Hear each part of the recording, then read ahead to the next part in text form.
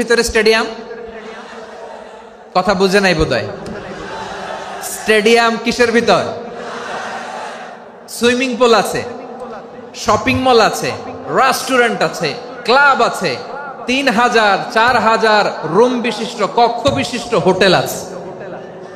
এই সবগুলোর নিয়ে এগুলো চলে সাগরের এই দোলার মধ্যে, জলোচ্ছ্বাসের মধ্যে, এই সাগরের ভেতরে এই জাহাজগুলোর ভাষায় রাখছে কে? সূরাতুর রহমানে আল্লাহ তাআলা বললেন, ওয়ালাহুল জাওয়ারিল মুনশাআতু ফিল বাহরি কাল আ'লাম ফাবিআইয়ি আলা, সবাই পড়েন, ফাবিআইয়ি আলাই রাব্বিকুমা তুকাযযিবান। পাহাড় সম বড় বড় জাহাজগুলো মাল বোঝাই করে সাগরের মধ্যে ভেসে বেড়ায়। এগুলো দিয়ে মালামাল বহন করা যায়, মানুষরা এক দেশ থেকে আরেক দেশে যায়। এই জাহাজগুলোর সাগরের ভেতরে ভাসায় রাখলো কে?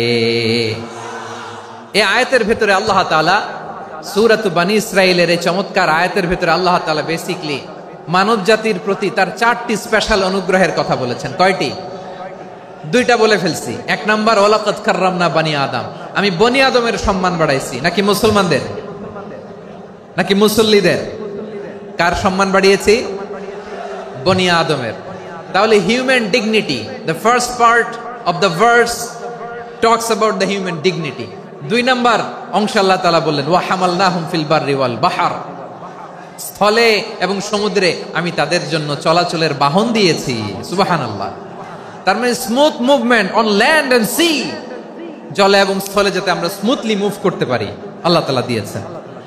3 নম্বরে আল্লাহ তাআলা বললেন, ওয়া রাযাকনাহুম মিনাত তাইয়্যিবাত, মানুষের জন্য আমি পবিত্র রিজিকের ব্যবস্থা করেছি। জলে এবং স্থলে যত প্রাণী আছে সবগুলা প্রাণীকে রিজিক দেয় কে? আমাদেরকে রিজিক দেয় কে? সাগরের মাছগুলোকে, বড় বড় তিমি মাছগুলোরে রিজিক দেয় কে? বাতাসের মধ্যে ভেসে বেড়ানো বড় বড় পাখিগুলো, স্ক্যান্ডিনেভিয়ান কান্ট্রি থেকে লক্ষ লক্ষ কোটি কোটি পাখিগুলো যে এক দেশ থেকে আরেক দেশে ট্রান্সফার হয়, এগুলোর রিজিক দেয় কে? রব্বুল আলামিন বলেন, ওয়ামা মিন দাব্বাতিন ফিল আরদি ইল্লা আলাল্লাহি রিজকুহা ওয়া ইয়ালামু মুস্তাকাররাহা ওয়া মুস্তাওদাআহা কুল্লুম ফি কিতাবিম মুবিন। আল্লাহু আকবার। রব্বুল আলামিন বলেন, ভূপৃষ্ঠে বিচরণশীল যত প্রাণী আছে সব প্রাণীগুলোকে আমি আল্লাহ আমার নিজের কুদরতে রিজিকের বন্দোবস্ত করি। এই প্রাণীগুলো কোথায় থাকে, কোথায় যায়, সব জায়গায় আমি রিজিক পৌঁছে দেই। রিজিক কেউ দিতে পারে না, রিজিকের মালিক কে? রিজিকের মালিক তিনি আল্লাহ। এজন্য আল্লাহ তাআলা বললেন, ওয়া রাযাকনাহুম মিনাত তাইয়্যিবাত। এরপর আল্লাহ বললেন, ওয়া ফাদ্দালনাহুম আলা কাসীরিম মিম্মান খালাকনা তাফদীলা। আমি যত প্রাণী সৃষ্টি করেছি সকল প্রাণীর মধ্যে মানুষের মর্যাদা, শ্রেষ্ঠত্ব আমি দিয়েছি। সুবহানাল্লাহ পড়েন। তাহলে 1 নম্বরে আল্লাহ বললেন, আমি বনি আদমের মর্যাদা বাড়ালাম। এরপরে বললেন, স্থলে এবং সমুদ্রে চলাচলের জন্য যানবাহন দিলাম। 3 নম্বরে আল্লাহ বললেন, পবিত্র রিজিকের ব্যবস্থা করে দিলাম। এরপরে আল্লাহ বললেন, যত প্রাণী আছে, সৃষ্টি আছে, সবগুলার উপরে আমি মানুষকে শ্রেষ্ঠত্ব দিলাম। সুবহানাল্লাহ। তাহলে সবচেয়ে বেশি শ্রেষ্ঠত্ব মানুষের। কার?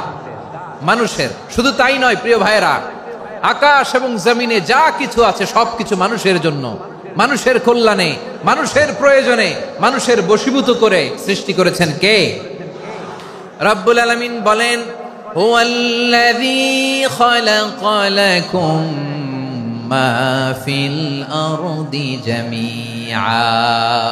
এই জমিনের মধ্যে যা কিছু আমি আল্লাহ সৃষ্টি করেছি সব কিছু আমি মানুষের জন্য সৃষ্টি করেছি। পড়েন সুবহানাল্লাহ। হুয়াল্লাযী খালাকা লাকুম মা ফিল আরদি জামিআ, যা আছে সব আমাদের জন্য, সব আমাদেরকে সার্ভিস দেওয়ার জন্য, আমাদের উপকারের জন্য, আমাদের কল্যাণের জন্য। আওয়াজ করে সবাই পড়ুন আল্লাহু আকবার। অন্য আয়াতে আল্লাহ বললেন ওয়াসাখখারা লাকুম মা ফিস সামাওয়াতি ওয়া মা ফিল আরদি জামিআম মিন ইন্না ফি যালিকা লাআয়াতিন লিকাউমি ইয়াতাফাক্কারুন।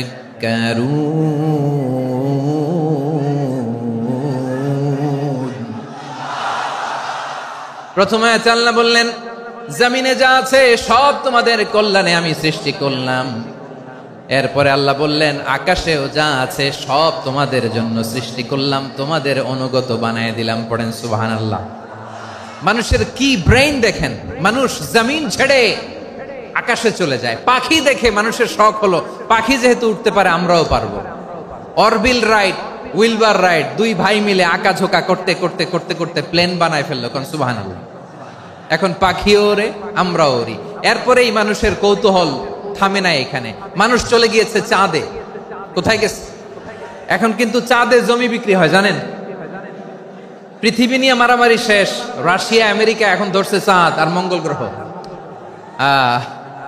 এখন চাঁদে জমি বিক্রি হয়, মঙ্গলে জমি বিক্রি হয়।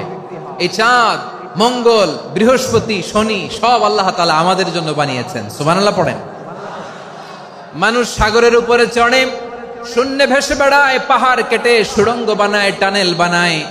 মানুষ ব্রডব্যান্ডের লাইন নিয়ে যায় সাগরের ভেতর দিয়ে, এক দেশ থেকে আরেক দেশে, এক মহাদেশ থেকে আরেক মহাদেশে। সুবহানাল্লাহ পড়েন। তার মানে গোটা বিশ্বের সবকিছুর উপরে control, superiority over all creatures, সবকিছুর উপর কন্ট্রোল, মনিটরিং, নিয়ন্ত্রণ, এটা প্রতিষ্ঠা করে দিয়েছে কে? এজন্যই মানুষের শ্রেষ্ঠত্ব। ওয়ালাকাদ কাররামনা বানি আদম, আমি বনি আদমের সম্মান বাড়িয়েছি, মর্যাদা আমি বাড়িয়ে দিয়েছি এই কারণে, কারণ মানুষ সবকিছুর উপর নিয়ন্ত্রণ নিতে পারে। মানুষকে নিয়ে এই কোরআনের সব আলোচনা, মানুষকে নিয়ে এই কোরআনের সব। তাই কোরআনের কেন্দ্রীয় আলোচ্য বিষয় হচ্ছে মানুষ। কোরআনের কেন্দ্রীয় আলোচ্য বিষয় কি? যশোরের ভাইয়েরা বুঝে থাকলে সবাই বলবেন কোরআনের কেন্দ্রীয় আলোচ্য বিষয় কি? এই যে আমি মূল আলোচনায় যাচ্ছি এখন। কেন মানুষ কোরআনের কেন্দ্রীয় আলোচ্য বিষয়? এই যে ভাইয়েরা, এই যে হাত জোর করে, এই যে Jessore Gen Z, the smart people of Jessore, হাত জোর করে বলতেছে, হাত জোর করে তোদের কাছে আল্লাহর দোহাই লাগে, স্টপ স্টপ। শুরুতে একবার বলেছে জায়গা না হলে আস্তে আস্তে ধাক্কা দিবা, সামনে না পিছনে দিয়ে দিয়ে বেরোয় চলে যাও। এলইডিতে দেখো, এই যে এই যে আল্লাহর ওয়াস্তে জায়গা না হলে ওদিকে যাও। কোরআনের মাহফিলে বিশৃঙ্খলা, এটা কাফিরদের আলামত। কাফিররা শীষ দিত, শীষ।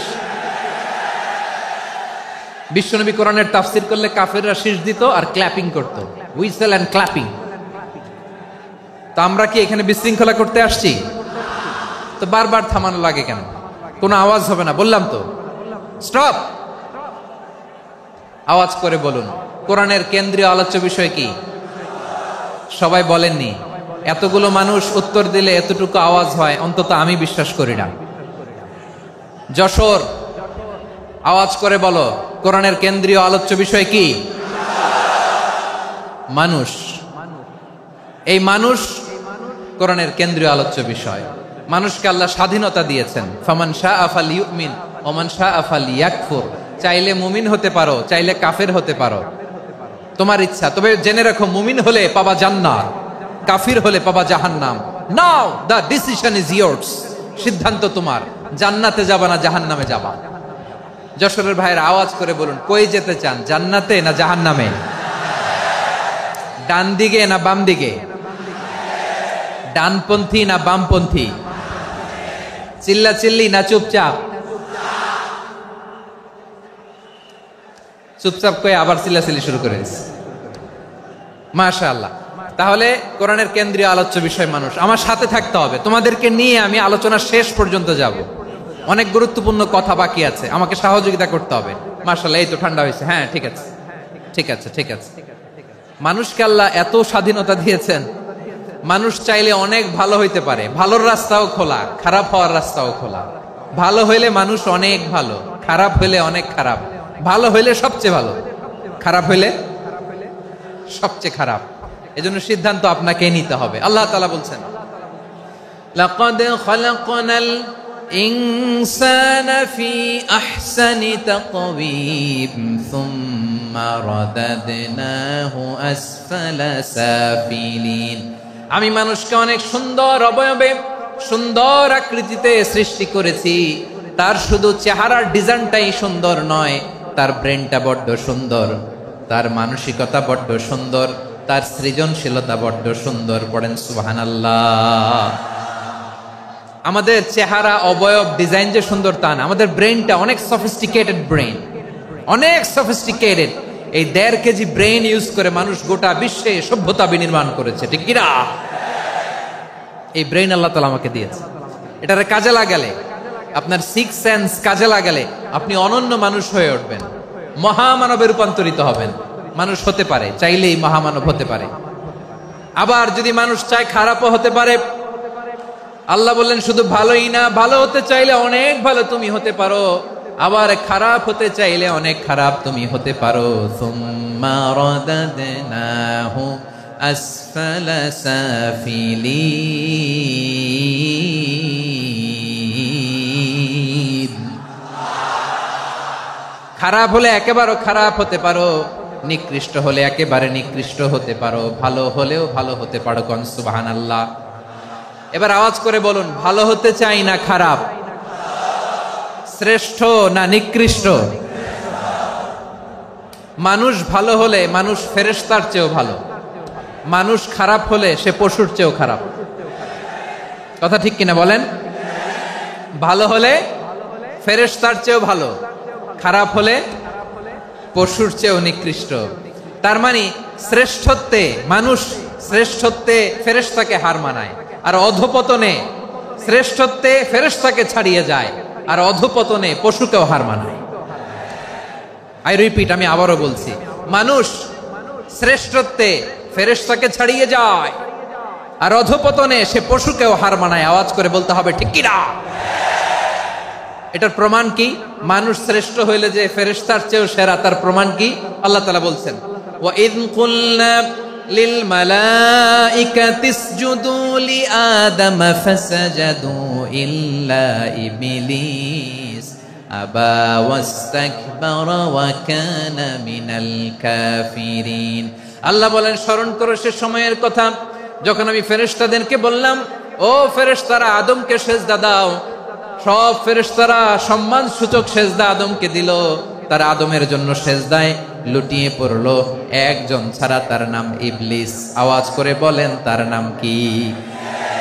সে অহংকার প্রদর্শন করলো, সে কাফের হয়ে গেল, বাকি সব ফেরেশতারা সেজদা দিল। সুবহানাল্লাহ।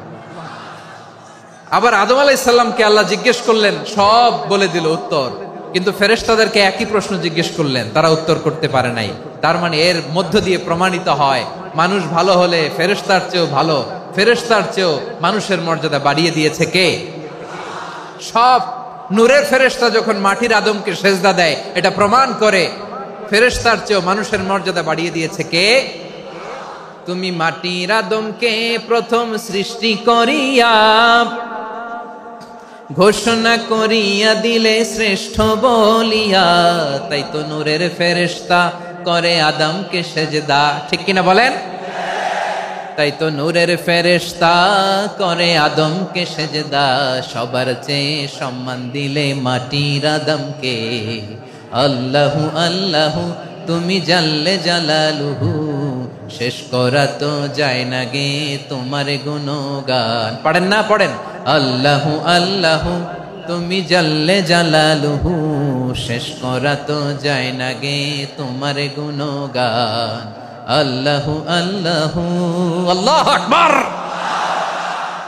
আদমের মর্যাদা বেশি, মানুষের মর্যাদা বেশি, মানুষ শ্রেষ্ঠ, তার প্রমাণ নূরের ফেরেশতা মাটির আদমকে সেজদা করে। আওয়াজ করে বলেন ঠিক কি না? তাহলে মানুষ ভালো হলে ফেরেশতার চেয়ে ভালো, আবার মানুষ যদি খারাপ হয় সে পশুর চেয়েও খারাপ, অধপতনে পশুত্বকে হার মানায়। তার প্রমাণ, তার প্রমাণ কি? তার প্রমাণ হচ্ছে যশোরের ভাইরা দেখবেন পত্রিকায় নিউজ পেপারে মাঝে মাঝে এরকম দেখা যায়, এক মানুষ আরেক মানুষকে হত্যা করে 20 টুকরা করে বস্তার ভিতরে ভরেছে। আপনারা এই নিউজ পড়েন নাই না? দেখেন নাই? দেখছেন? মানুষ মানুষকে হত্যা করে কয় টুকরা? জোরে বলেন। এখানেই ক্ষান্ত হয় না, আবার কোথায় ভরছে? বস্তার ভেতরে। আচ্ছা, বুঝে থাকলে আওয়াজ করে বলেন, কোনদিন শুনছেন একটা হাতি আর একটা হাতিকে হত্যা করে 20 টুকরা করছে, এরপরে বস্তার ভিতরে ভরছে? হইছে? তাহলে দেখেন, মানুষ যদি খারাপ হয় সে পশুকেও হার মানায়। চিল্লায় বলো ঠিক কিনা? এমনও দুশ্চরিত্র মানুষ আছে যার বদ নজর থেকে, যার নজর থেকে 6 মাসের ছোট্ট মেয়ে থেকে শুরু করে 80 বছরের বৃদ্ধারাও নিরাপদ নয়। পশুকেও হার মানে। মানুষ মানুষের ঘর জ্বালিয়ে পুড়ে মেসাকার করে দেয়, জনপদের পর জনপদ জ্বালায় দেয়। এরকম আছে না নাই? বোমা মেরে শহরগুলো উড়িয়ে দেয়। এই যে ইসরায়েল গাজার মধ্যে যে অ্যাটাক করেছে, এরা মসজিদ মানে নাই, মসজিদে বম ফেলেছে। এরা খ্রিস্টানদের চার্চ গির্জা মানে নাই, গির্জায় বম ফেলেছে। পৃথিবীর ইতিহাসে never happened in the history of the world that someone bombed on a hospital, on a ICU center. এমন হাসপাতাল যেখানে আইসিইউ রোগীরা আছে, ওই হাসপাতালের উপরও ইসরায়েলি সৈনিকেরা বোমা মেরেছে। জোরে বলেন ঠিক কিনা? এরা মানুষ? আওয়াজ করে বলেন, এরা মানুষ না। প্রিয় ভাইয়েরা, চোখ কান নাক মুখ থাকলেই মানুষ না। যা সামনে দেখেন এগুলো সব মানুষ না, এগুলো জনসংখ্যা। এগুলো কি? সবাই বলুন, এগুলো কি? বাড়ছে জনসংখ্যা, কমছে মানুষ। বাড়ছে জনসংখ্যা, কমছে। এই দুনিয়া এখন তো আর সেই দুনিয়া নাই, মানুষ নামের মানুষ আছে দুনিয়া বোঝাই, সেই মানুষের ভিড়ে আমার আসল মানুষ নাই। ঠিক কিনা? আসল মানুষের বড্ড অভাব, আসল মানুষের বড্ড অভাব। আমার ভাইয়েরা, মানুষ খারাপ হলে পশুকেও হার মানায়। আচ্ছা, আওয়াজ করে বলেন, এই যশোরের ছেলেরা এদিক তাকাও, আওয়াজ করে বলো, যে ইসরায়েলি সোলজাররা উপর থেকে বোমা মারলো, তারাও মানুষ? তারাও কি?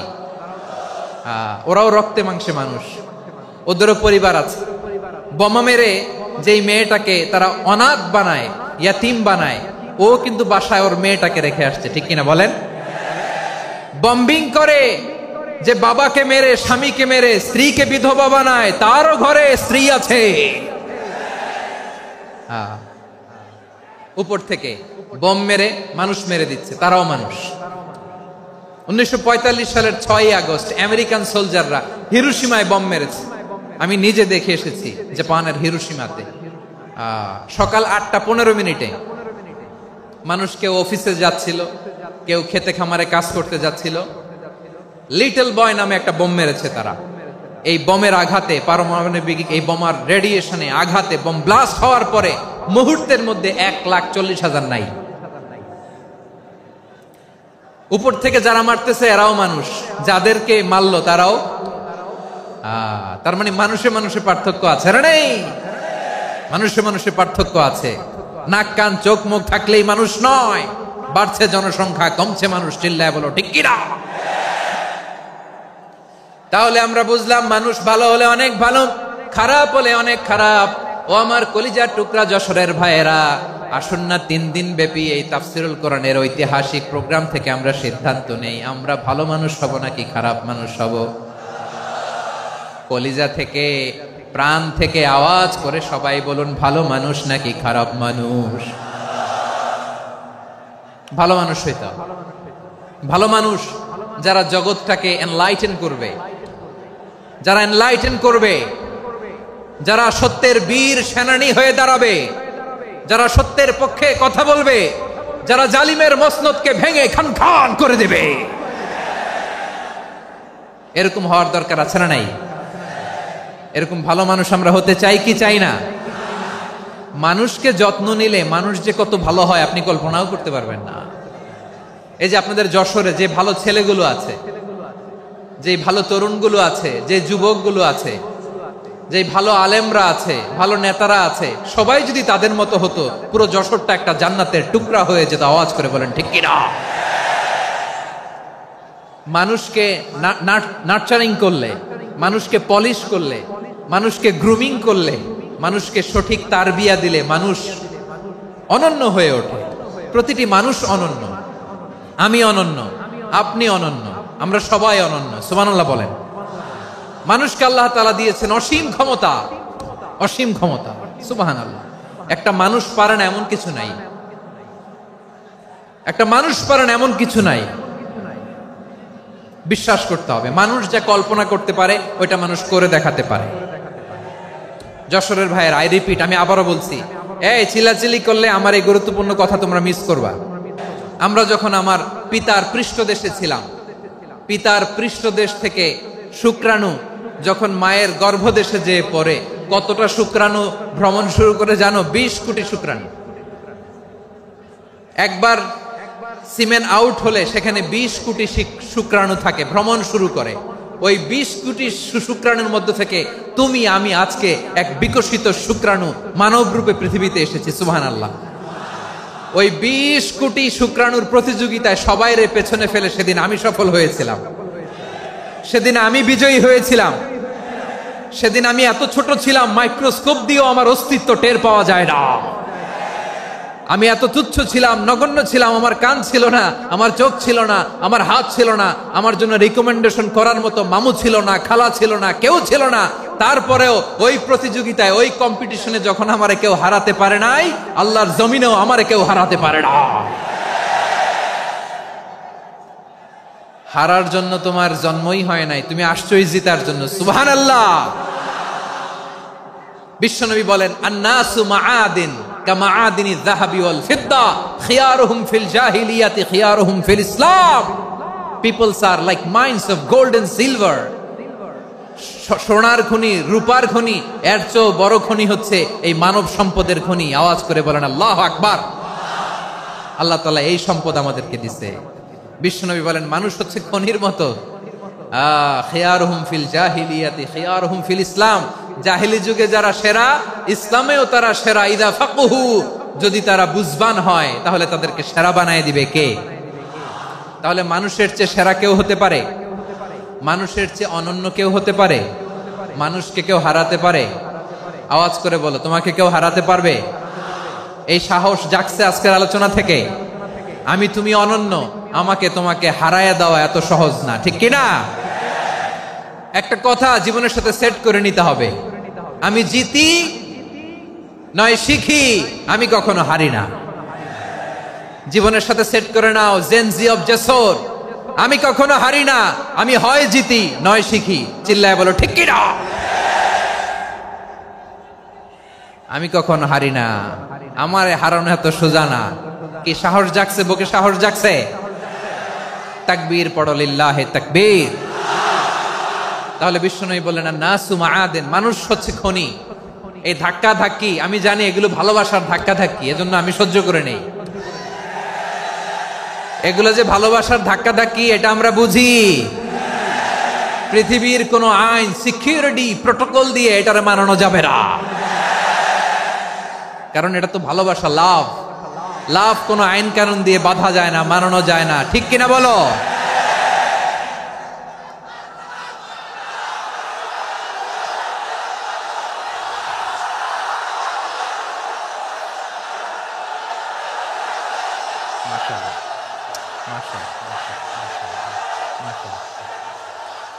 ঠিক আছে, বসুন বসুন বসুন।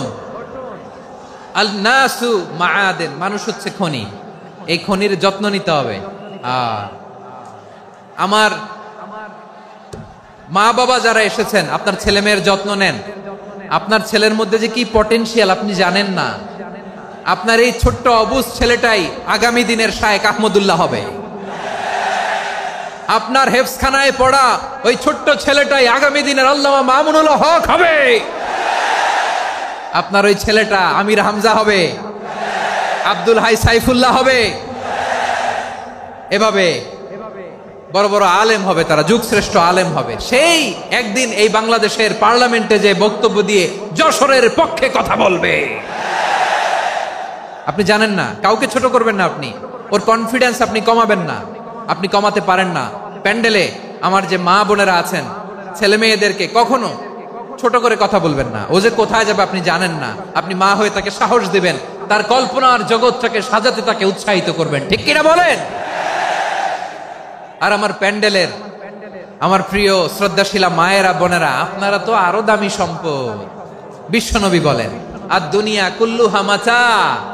আল্লাহ আল্লাহ আল্লাহ, বিশ্বনবীর কথার ওজন দেখেন। আর দুনিয়া কুল্লুহা মাতা ওয়া খায়রু মাতা'আদ দুনিয়াল মারআতুস সালিহা। বিশ্বনবী বলেন, দুনিয়ায় যা দেখো সব আল্লাহর দেওয়া অ্যাসেট, মানে সম্পদ। আর এত অ্যাসেটের ভিড়ে সবচাইতে শ্রেষ্ঠ সম্পদ হচ্ছে নেককার নারী। সুবহানাল্লাহ। ভাইয়েরা বোনের সাথে খারাপ আচরণ করো না, সন্তান মায়ের সাথে খারাপ আচরণ করো না। আমাদের মায়েরা আমাদের asset, they are our priceless asset. কারণ এই মায়েদের পেটে এসেছে আল্লাহর ওলিরা, এই মায়েদের পেটে এসেছে খান জাহান আলী, এই মায়ের পেটে এসেছে শাহজালাল ইয়ামানি, এই মায়ের পেটে এসেছে আল্লাহর সব নবীরা। নাকি নবীরা আকাশ থেকে ধপ করে জমিনে নেমে আসছে? মায়ের পেটে আসছে। এই মায়ের পেটগুলো খনি। আমার সম্মানিতা মায়েরা বোনেরা, নিজেকে ইসলাম দিয়ে সাজান, নিজেকে ইসলাম দিয়ে সাজান, নিজেকে পবিত্র রাখুন, নিজের আব্রু ইমান ইজ্জতের হেফাজত করুন, কোরআন পড়ুন, সুন্নাহ পড়ুন। আপনি জানেন না আপনার গর্ভে কে আসছে, কোন ক্ষণজন্মা পুরুষকে আল্লাহ তাআলা আপনার গর্ভে পাঠাবে, আপনি জানেন না। মায়েরা নিজেদেরকে পবিত্র রাখুন, ইসলাম চর্চা করুন, কোরআন চর্চা করুন, নৈতিকতা দিয়ে নিজেকে সাজান। যশোরের জেনজি, নিজেদেরকে প্রস্তুত রাখো আগামীর বাংলাদেশের জন্য। নৈতিকতা, মোরালিটি, ভ্যালিউজ দিয়ে নিজেকে সাজাও, ইসলাম দিয়ে নিজেকে সাজাও। কারণ আগামীর বাংলাদেশ ইসলামের বাংলাদেশ। বাংলাদেশের আসল পরিচয় ইসলাম। বাংলাদেশের আসল পরিচয় কি? সবাই বলে না। বাংলাদেশের আসল পরিচয় কি? এই ইসলাম নিয়ে আমরা সংসদ ভবন সাজাবো, রাজি আছি না নাই? শেকড় ভুলে যাওয়া যাবে না। আমরা ধাপে ধাপে শারিয়া আইনের দিকে যাব ইনশাআল্লাহ, কিন্তু জঙ্গিবাদ দিয়ে নয়, কট্টর পন্থা দিয়ে নয়। আমরা ইন্টেলেকচুয়ালি, গ্রাজুয়ালি, ধাপে ধাপে শারিয়া আইনের দিকে মুভ করব ইনশাআল্লাহ। বলো লিল্লাহি তাকবীর। এদেশের আসল পরিচয় সবাই বলে না, আওয়াজ করে, এদেশের আসল পরিচয়। এদেশে আজান শুনে সূর্য ওঠে শহর গ্রামে, এদেশে আজান শুনে সূর্য ডুবে সন্ধ্যা নামে, এদেশে সকল কাজে সবাই বলে বিসমিল্লাহ, এদেশে ভালো কিছু দেখে শুনে হাসি মুখে সবাই বলে মাশা আল্লাহ। সুবহানাল্লাহ সুবহানাল্লাহ সুবহানাল্লাহ সুবহানাল্লাহ সুবহানাল্লাহ সুবহানাল্লাহ সুবহানাল্লাহ সুবহানাল্লাহ। ও নবীন তরুণ, তোমার কিসের এত ভয়? জেনে রেখো বাংলাদেশের আসল পরিচয়। বাংলাদেশের আসল পরিচয় ইসলাম। আওয়াজ তুলে বলো, আসল পরিচয় কি? এদেশে পরস্পরে দেখা হলে দেয় সালাম, এদেশে আমজনতার হৃদয় জুড়ে পাক্কা আলাম, ঠিক কি না? এদেশে বিপদ এলে সর্বজনে সর্বক্ষণে দোয়া পড়ে ইন্না লিল্লাহ সুবহানাল্লাহ সুবহানাল্লাহ সুবহানাল্লাহ সুবহানাল্লাহ। এদেশে আজান শুনে সূর্য ওঠে শহর গ্রামে, এদেশে আজান শুনে সূর্য ডুবে সন্ধ্যা নামে, এদেশে সকল কাজে সবাই বলে বিসমিল্লাহ, এদেশে ভালো কিছু দেখে শুনে হাসি মুখে সবাই বলে মাশা আল্লাহ। সুবহানাল্লাহ, আওয়াজ করে সুবহানাল্লাহ সুবহানাল্লাহ সুবহানাল্লাহ সুবহানাল্লাহ। সবাই একসাথে সুবহানাল্লাহ সুবহানাল্লাহ সুবহানাল্লাহ সুবহানাল্লাহ। এদেশের আসল পরিচয় কি? আওয়াজ করে বলতে ভয় লাগে। এদেশের আসল পরিচয় কি? ইসলাম দিয়ে আমাদের সংসদ ভবন চলুক, আমরা চাই কি চাই না? বঙ্গভবনে লা ইলাহা ইল্লাল্লাহর পতাকা উড়ুক, আমরা চাই কি চাই না? প্রতিটি জেলা অফিসে, ডিসি অফিসে লা ইলাহার পতাকা ঝুলুক, আমরা চাই কি চাই না? কারা কারা চাই হাত তুলে আল্লাহরে দেখায়।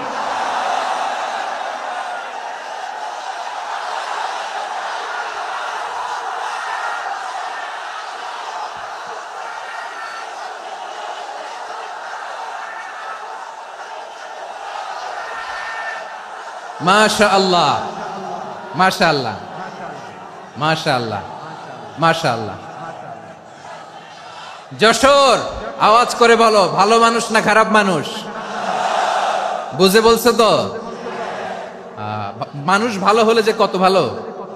এই মানুষকে যত্ন নিলে, মানুষকে মানুষ বানালে যে সে কি হতে পারে শুনবা? হ্যাঁ, নাকি মোনাজাত দিয়ে দিব? শুনবা? তাহলে থামতে হবে। থামো, আমি যখন বলবো থামো থামো, তাকবীরের সময় দিলে তাকবীর। থামো থামো।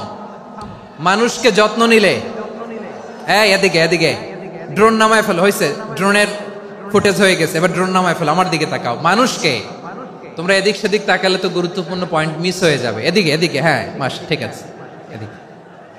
মানুষকে যত্ন নিলে মানুষের মধ্যে আল্লাহ কি পটেনশিয়াল রেখেছে। আমি জাপানের দুইটা উদাহরণ দেই। জাপানের, এইভাবে হবে, হয় বসো নয় পেছনে, কথা নাই, কথা তো বলাই যাবে না, হারাম কথা বলা আজকে, একেবারে চুপ। আজকের জন্য হারাম করে দিছে আমি, এই কিছু সময়ের জন্য একেবারে নিষিদ্ধ। জাপানের দুইটা উদাহরণ দেই, খেয়াল করে একটু শুনেন, বুঝবেন। আল্লাহ, 2022 সালে জাপানের সাথে জার্মানির খেলা, ফিফা ওয়ার্ল্ড কাপ 2022। এক পক্ষে জাপান, আরেক পক্ষে কোন দেশ? কথা শুনে নাই। এক পক্ষে কোন দেশ? আরেক পক্ষে সবাই। এক পক্ষে, আরেক পক্ষে। ওই খেলায় জিতেছিল জাপান, জিতেছিল 22 সালের এই ফিফা ওয়ার্ল্ড কাপে। জাপান ফুটবল খেলায় জিতে, as a part of their celebration তারা খেলার পরে পুরো স্টেডিয়ামটারে ক্লিন করে। The fan base of Japan, লক্ষ লক্ষ মানুষ খেলা দেখতে যায়, তো এত ডাস্টবিনও তো নাই, তো যারা ডাস্টবিনে জায়গা পায় নাই তারা এই যে চকলেটের প্যাকেট, পানির বোতল, চিপসের প্যাকেট তারা এদিকে সেদিকে রেখে দিয়েছে। জাপানের ভক্তরা, জাপানের ফলোয়াররা, as a part of their celebration তারা খেলার পরে পুরো স্টেডিয়ামের সব ময়লা আবর্জনা ক্লিন করে তারপরে বিদায় নিয়েছে। তাদেরকে কি ক্লিন করার দায়িত্ব দেয়া হয়েছিল? এই যশোর, জাপানের যে ছেলেরা খেলা দেখতে গেছিল ওদেরকে কি ক্লিন করার দায়িত্ব দিছিল? তারা কি স্টেডিয়ামের পরিচ্ছন্নতা কর্মী? তাদের আকল, তাদের সিক্স সেন্স তাদেরকে বলেছে। ছোটবেলা থেকে জাপান গভর্নমেন্ট ওদেরকে এত পরিচ্ছন্নতা শেখায়, ক্লিনলিনেস অ্যাওয়ারনেস ক্যাম্পেইন করায়। ক্লাসে আমি দেখেছি, ক্লাসে নিজের বেঞ্চ নিজে মুছে, ক্লাসের মাঝখানে একটা সময় দেয়, নিজের টেবিল নিজে মুছে, নিজের ক্লাসরুমটা নিজে পরিষ্কার করে। রাস্তাঘাটে একটা ধুলা নাই, ময়লা নাই, একটা টিস্যু নাই। খেলার পরে গোটা বিশ্বকে তাক লাগিয়ে দিয়েছে। জাপানের ফ্যানরা সবার রেখে যাওয়া গার্বেজ, টিস্যু, বোতল পরিষ্কার করে তারপরে স্টেডিয়াম থেকে বিদায় নিয়েছে। আমরা কেন এমন হইতে পারলাম না? আমরা কেন এমন হইতে পারলাম না? জাপানের যারা এগুলো করছে ওদের 3টা করে চোখ না? চোখ তো 3টা, জাপানো লাগো, জাপানো লাগো। হাত তো 4টা, কান তো 6টা। হ্যাঁ, নাকি আমার মতো 2 হাত 2 কানওয়ালা মানুষ? চোখে দেখলে ওটা মানুষ না। চিন্তা করছেন? তার মানে জাপানিজদেরকে যে গ্রুমিং করে শিখানোর মাধ্যমে পরিচ্ছন্ন বানানো গেছে। ওরা যেমনি মানুষ, আমরাও মানুষ। আমাদের সন্তানদেরকে শেখালে তারাও পারবে। পারবে কিনা? 2 নম্বর উদাহরণ বলি। চট্টগ্রাম ফেনীতে যারা গিয়েছেন, মেঘনা গোমতী ব্রিজ প্রকল্প নাম শুনছেন? মেঘনা একটা ব্রিজ পার হওয়া লাগে। এই মেঘনা গোমতী, এখানে 3টা ব্রিজ, কাঁচপুর সহ এই 3টা ব্রিজের নির্মাণ কাজ, রেনোভেশনের কাজ দেয়া হয়েছিল জাপানের একটা কোম্পানিকে। কাকে? জাপানের কোম্পানির নির্মাণ শেষে 738 কোটি টাকা বেঁচে গেছিল, এটা গভর্নমেন্টের হাতে দিয়ে তারা বিদায় নিয়েছে। কত টাকা? 738 কোটি টাকা। যত প্রাক্কলিত ব্যয় নির্ধারণ করা হয়েছে সব টাকা সরকার, তৎকালীন সরকার 2019-এর সরকার কারা ছিল তো জানেন? এই 2019-এর সরকার তাদেরকে দিয়েছে। তারা রিনোভেশন নির্মাণ শেষে 738 কোটি টাকা অতিরিক্ত বেঁচে গেছিল, এটা আবার গভর্নমেন্টের হাতে বুঝাই দিয়ে তারা বিদায় নিচ্ছে। আমরা কেন এমন হইতে পারলাম না? জাপানের ওরাও মানুষ, আমরাও মানুষ, তার মানে মানুষে মানুষে পার্থক্য আছে না নাই? আচ্ছা, জাপানের দুইটা উদাহরণ দিলাম, এবার আমার দেশের দুইটা উদাহরণ দিব না? বাংলাদেশের দুইটা উদাহরণ দেয়। 1 নম্বর উদাহরণ, গত সপ্তাহে আপনারা জানেন কক্সবাজার আমার একটা প্রোগ্রাম ছিল, তো হেলিকপ্টারে গিয়েছিলাম। ফেনী জেলা যখন পার হচ্ছি আমি দেখলাম 3টা উইন্ডমিল চিনেন তো? বিশাল পিলার, 3টা-4টা পাখা থাকে। বায়ু বিদ্যুৎ কেন্দ্র, বাংলাদেশের প্রথম বায়ু বিদ্যুৎ কেন্দ্র এটা। মুহুরী প্রজেক্ট বলে এটা সম্ভবত, মুহুরী প্রজেক্ট। তো সাগরের বাতাসের ঝাপটায় এটা ঘুরে এনার্জি হয়, ইলেকট্রিসিটি উৎপাদন হয়। তো আমি পাইলটকে বললাম, ভাই এগুলো থেকে কেমন ইলেকট্রিসিটি উৎপাদন হয়? কয় হুজুর একটুও হয় না, কিছুই হয় না। কিছুই হয় না মানে? বলে হুজুর বাংলাদেশে যত উইন্ডমিল আছে এটার পাখা একটাও ঘুরে না। আল্লাহ, বলেন কি? তাহলে এই যে কোটি কোটি টাকা ব্যয় করে যে উইন্ডমিল, কয় হুজুর ভিতরে ফিটফাট, উপরে ফিটফাট, ভিতরে সদরঘাট। তার মানে কোটি কোটি টাকা দিয়ে এই উইন্ডমিল বানায়, এখানে কিছু নাই। দুর্নীতির আড্ডাখানা, আখড়াখানা বাংলাদেশ, ঠিক কিনা বলেন? আয় রে, জাপানিজরাও মানুষ, আমরাও মানুষ। আমার এক নিকটাত্মীয় সরকারি চাকরিজীবী, উনি আমাকে বললেন, বাংলাদেশের আর একটা উদাহরণ দেই। উনি আমাকে বললেন যে প্রতি বছর আমাদের অফিসের ফার্নিচার চেঞ্জ করে। আমি বললাম প্রতি বছর ফার্নিচার চেঞ্জ করে কেন? বলে যে ফার্নিচার নতুন পারচেজ করলেই তো এখানে টাকা, নতুন কিনতে পারলেই টাকা, নতুন উন্নয়নের সবক শোনাতে পারলেই টাকা। প্রথম আলোর রিপোর্ট, কি আলো? প্রথম আলোর রিপোর্ট, গত 15 বছরে উন্নয়নের নামে লুটপাট হয়েছে প্রায় 3.25 লাখ কোটি টাকা। কার রিপোর্ট? আমাদের বানানো কথা, প্রথম আলোর রিপোর্ট। গত 15 বছরে কারা ছিল জানেন তো? হ্যাঁ, শুধু ওনাদেরকেই দোষ দিয়ে লাভ নাই। স্বাধীনতার পর থেকে শুধু শাসকের হাত বদল হয়েছে, আমরা কিছু পাই নাই, ঠিক কিনা বলেন? শুধু ওনাদের দোষ দিয়ে কি লাভ? একদল খাইছে, আরেক দল খাওয়ার জন্য রেডি হয়ে আছে। আমরা এরকম চাই না। আমরা চাই স্বাধীন সার্বভৌম বাংলাদেশ, আমরা চাই দুর্নীতিমুক্ত বাংলাদেশ। আমি নিউজটা যে কতবার পড়লাম, এটা কি সম্ভব? 3.25 লাখ কোটি টাকা লুটপাট, মানে লুটপাট করতে করতে এদেশের জনগণকে ফুটপাতে বসায় দিচ্ছে। প্রিয় ভাইয়েরা, তাহলে জাপানের মানুষও মানুষ, আমরাও মানুষ। সিদ্ধান্ত আপনার, কোন মানুষ হবেন, ভালো মানুষ না খারাপ মানুষ? আজকের আলোচনার বিষয় হচ্ছে মানব সম্পদের উন্নয়ন, human resource development. It's a process to increase the capacity of knowledge, skill, capacity of the people of a country. একটা দেশের মানুষের জ্ঞান, তাদের দক্ষতা কি করে বাড়ানো যায়, বাড়িয়ে দেশের উন্নয়ন করানো যায়, এটাই হচ্ছে মানব সম্পদ উন্নয়নের মূল কথা। তাহলে মানব সম্পদ হচ্ছে একটা দেশের সবচাইতে শক্তিশালী পুঁজি। প্রাকৃতিক সম্পদ, খনিজ সম্পদের চেয়েও দামি হচ্ছে মানব সম্পদ। আমার প্রিয় যশোর, প্রাকৃতিক সম্পদ, খনিজ সম্পদের চেয়ে দামি সম্পদ কি সম্পদ? আল্লাহ তাআলা দয়া করে আমাদেরকে এই মানব সম্পদ দিয়েছেন। আসুন আমাদের এই মানুষগুলোকে আমরা সোনার মানুষ বানাই। রাজি আছেন তো সবাই? রাজি আছেন? মানুষ পারে না এমন কোনো কিছু নাই, চাইলে সব পারে। এজন্য মানুষকে তারবিয়া দিতে হবে, যথাযথভাবে তাদেরকে গড়তে হবে। আসুন আমরা সিরাতের আয়নায় বিশ্বনবীর জীবনী থেকে দেখি তিনি কিভাবে হিউম্যান রিসোর্সকে ম্যানেজ করতেন। যদি আপনাদের সময় হয়, দু একটা উদাহরণ দিয়ে আজকে আমি আমার আলোচনার বিদায় নিব। হবে সময় হবে কয়েক মিনিট? হ্যাঁ, শান্ত থাকবেন তো? শান্ত থাকবা? হ্যাঁ, ঠিক আছে। এই ধাক্কার মধ্যে ঢুকছে, এবার মজা বুঝতেছো তো? হ্যাঁ, মানা করছিলাম না? ঠিক আছে, টের পাও। হ্যাঁ, ঠিক আছে। যে আওয়াজ করবে আমি ওকে দেখতেছি, কে কে আওয়াজ করে দেখতেছি। শেষ কথা, শেষের দিকে চলে আসছি। বিষ্ণু ইসলাম কিভাবে হিউম্যান রিসোর্সকে ম্যানেজ করতেন, মজার কথা আছে কয়েকটা, বলে বিদায় নেব। বিশ্বনবী কিভাবে এই মানব সম্পদকে ম্যানেজ করতেন। বিশ্বনবী he was a very good talent hunter, চৌকস ট্যালেন্ট হান্টার ছিল। কার মধ্যে কি ট্যালেন্ট আছে দেখলেই বুঝে ফেলতেন। সুবহানাল্লাহ পড়বেন না? কি নবী আমরা পেয়েছি। He was a very good talent hunter. আমার নবী তিনি চৌকস ট্যালেন্ট হান্টার ছিলেন। কার মধ্যে কি প্রতিভা বের করতেন, ওই প্রতিভাকে ইসলামের কল্যাণে কাজে লাগাতেন। সুবহানাল্লাহ বলেন। যাকে যেই জায়গায় সেট করলে ভালো হবে তাকে ওই জায়গায় সেট করতেন। কয়েকজন সাহাবীর জীবনী শোনাই।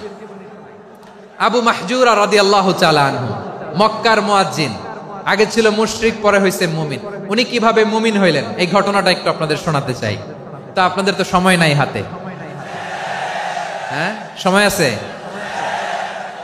এই জেনজি শেষ করে দিল আজকের প্রোগ্রামটা। 1 ঘন্টা ধাক্কা ধাক্কি করে কেমনে দাঁড়ায় আছে আমি বুঝলাম না।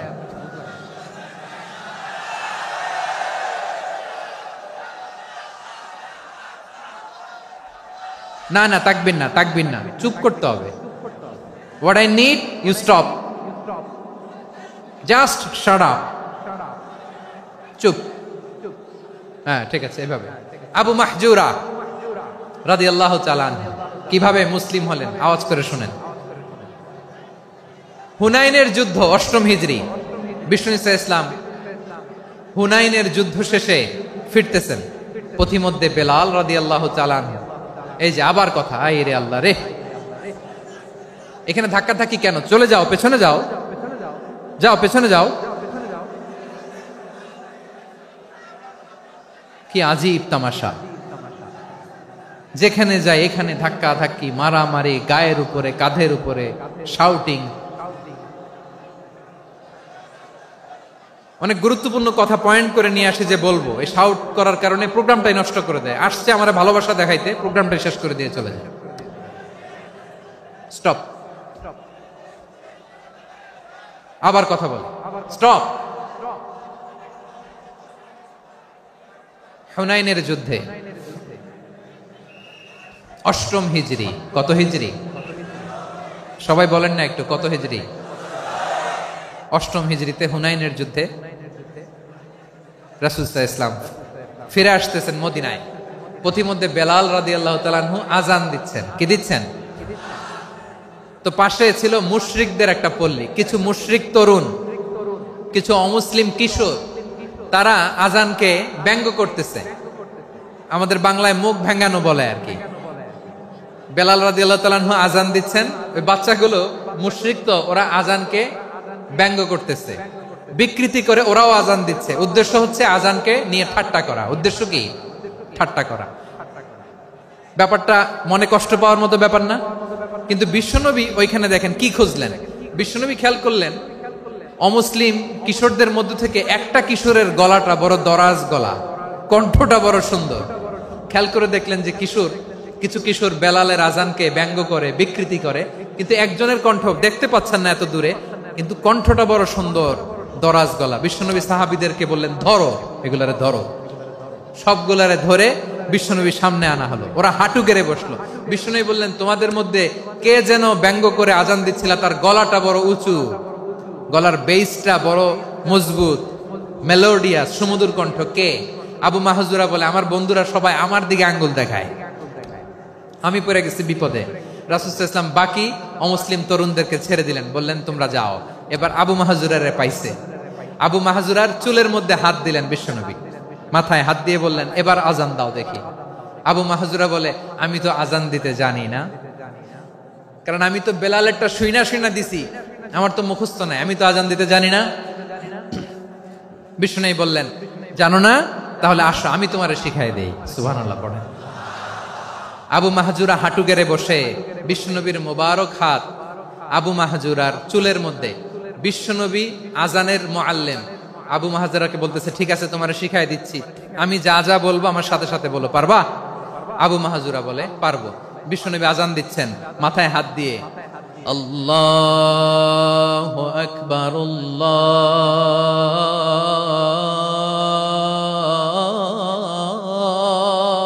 আকবার। আবু মাহাজুরা এই বাক্যটা পড়লেন, বিশ্বনবী দ্বিতীয় বাক্য পড়তে আরম্ভ করলেন, আল্লাহু আকবার, আল্লাহু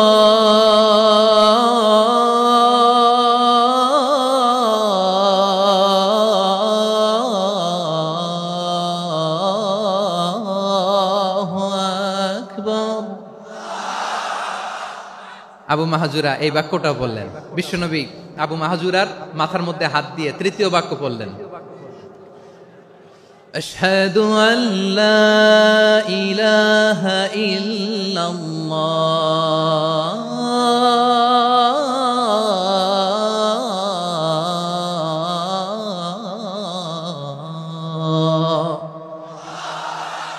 আবু মাহাজুরা তৃতীয় বাক্য পড়লেন। বিশ্বনবী একটা বাক্য পরে আবু মাহাজুরা পরে, বিশ্বনবী পরে আবু মাহাজুরা পরে। আবু মাহাজুরা কিন্তু অমুসলিম, মুশরিক।